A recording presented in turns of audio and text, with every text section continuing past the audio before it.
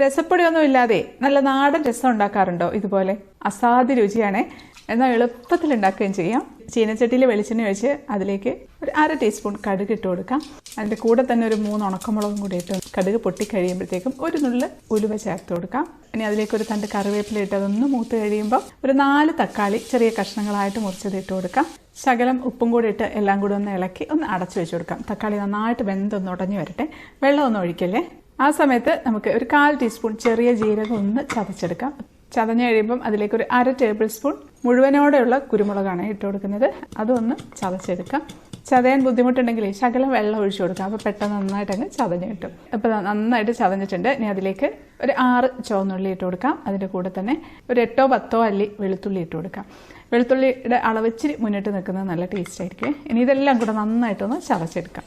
ഇപ്പോൾ തക്കാളി ഇതാ നന്നായിട്ട് വെന്തുടഞ്ഞിട്ടുണ്ട്. പെട്ടെന്ന് അങ്ങ് വെന്തുടയും. നല്ല പഴുത്ത തക്കാളിയാണെന്നുണ്ടെങ്കിൽ ആ സമയത്ത് തന്നെ ഒരു നെല്ലിക്ക വലുപ്പത്തിലൊക്കെ ഉള്ള പുളി എടുത്തിട്ട് നന്നായിട്ട് കഴുകി വെള്ളത്തിലിട്ട് വെക്കാം. ഇനി ഈ തക്കാളിയിലേക്ക് നമുക്ക് ഒരു 1/4 ടീസ്പൂണൊക്കെ മഞ്ഞൾപ്പൊടി ഇട്ട് കൊടുക്കാം.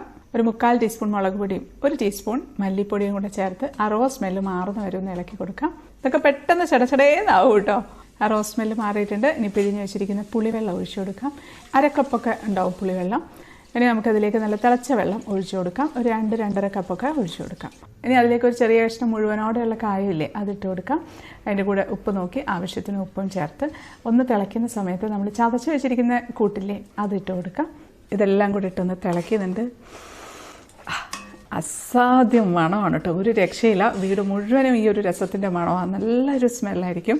അടുത്ത വീട്ടുകാർ വരെ ചോദിക്കും രസം ഉണ്ടാക്കിയോ എന്ന്. അതിലേക്ക് കുറച്ച് കറിവേപ്പിലയും കുറച്ച് മല്ലിയില അരിഞ്ഞതും കൂടി ഇട്ടെടുക്കാം. 1 മിനിറ്റൊക്കെ ഒന്ന് തിളപ്പിച്ചാൽ മതി. ഈ ചതച്ച കൂട്ടിട്ടതിന് ശേഷം ഒരുപാട് വെച്ച് തിളപ്പിക്കേണ്ട ആവശ്യമൊന്നുമില്ല. ഇനി ഏറ്റവും അവസാനം വേമ്പൊടിക്കായിട്ടേ ഒരു ചെറിയ കഷ്ണം ശർക്കരയും കൂടെ ചേർത്ത് നോക്കൂ.